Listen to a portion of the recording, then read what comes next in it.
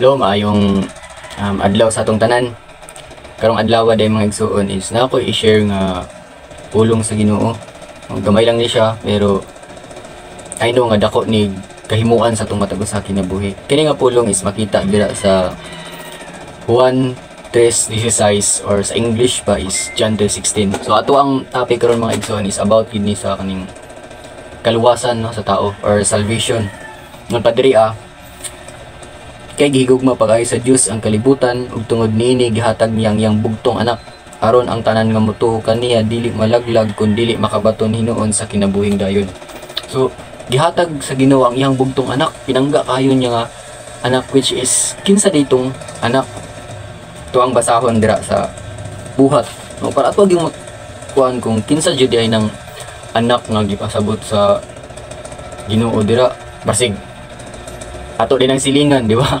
Basig si kuan day na si uncle or si auntie, di ba? Kaya sa Bible mag-base yun. Makita sa buhat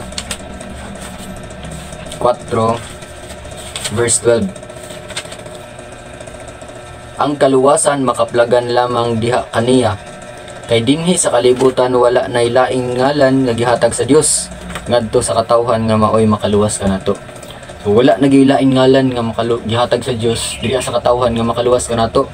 So kung sa verse 12, pero atong ibalik sa verse 11, ang ingon pud diri si Jesus mo ang gihisgutan sa kasulatan nga nag-ingon, diba?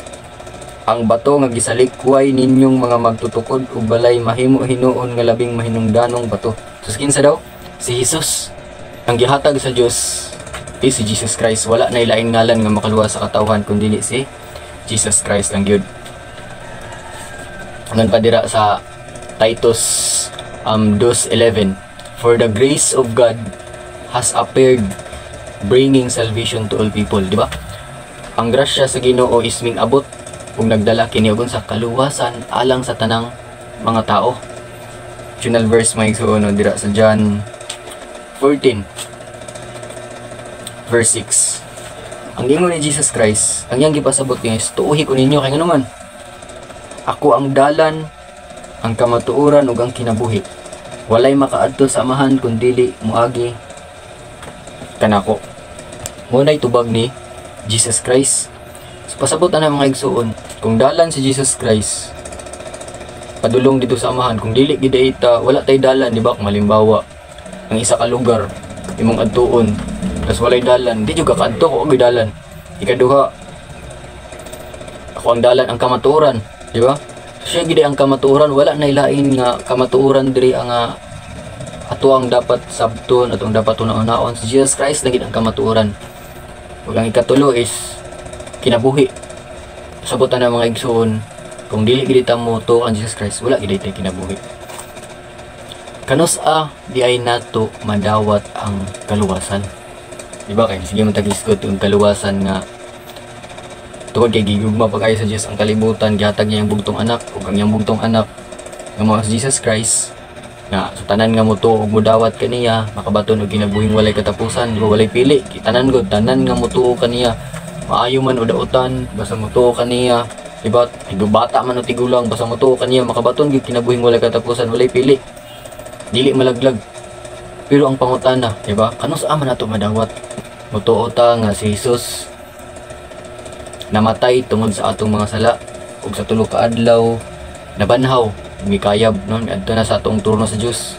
Ito na ang tuuhan, hugot nga pagtuo ka nagkinasing-kasing gyud nung sa pulong sa Dios mga igsoon is makabaton ta og kinabuhing walay katapusan, no? Dili ta malaglag. Follow up question mga igsoon is, ang kaluwasan ba maangkon ba nato bisan buhi pa ta or diha na nato maangkon kung patay na ta? Kaya ang uban mga igsoon is nagtuo sila nga ang kaluwasan gid is maangkon nato kung patay na ta. Dili sila motuo nga bisan buhi pa ka naa di ay pwede di ay nato madawat ang kaluwasan, no? Kay ang ilahang pagtuo is diha na nato madawat kung patay na ta. Bunang uban share ta sa pulong diba sa Ginoo, ingon ta nga luwas naman ko, luwas na day ka, sure mahika pa gayt ka, makita pa ganit ka, maistorya pa ganit ka, luwas na day ka. Ura nagsigin sa inanaon din kanila, pero ato ang basihan mga igsuon sa time nga si Jesus Christ gilansang sa cross. Di ba naa siya ay kauban niya ang gilansang sa cross na duha ka kawatan pikas wala, ug sa pikas po sa tuo, di ba? Unsa may giingon sa katong kawatan nga na siya tuo? Kawatan to ha, pero unsa yung ingon? Ginoo, kung ikaw ato ana didto, hinumdumi gayud ako mo na ingon sa kawatan. Unsa tubag sa Ginoo mga igsoon?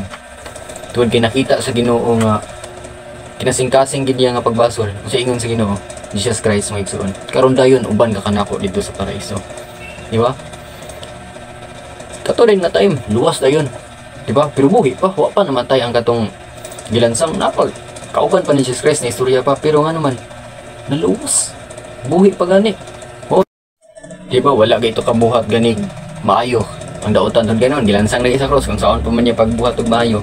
Pero tungod kay nakita sa Ginoo ang iyang pagbasol, no? Nakita sa Ginoo ang kanang kinasing-kasing gid niya nga pagpangayog pasaylo sa Ginoo nga ingon gani siya sa part nga Ginoo, hinumdumi gyud ako kung ikaw ato na dito.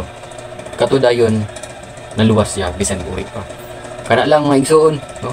Mas ba nako nga importante kayo ang makabaton tag kaluwasan nga tungod kay kitang tanan, diba, lumalabay lang man gid diri sa kalibutan ganang wala ta kabalo nga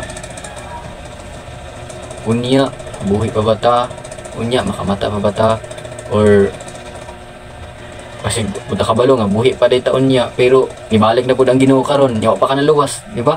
So samtang dili pa ulay ang tanan. Dawata si Ginoong Hesus, no?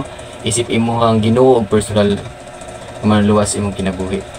Guman ni ana, manimog dawat ang pas pulong sa Ginoo usbon nako is luwas na ka, then do good works, no? Second step, isip nga luwas nun gikan sa sala tungod kang Hesus Kristo. Kana lang og maayong adlaw.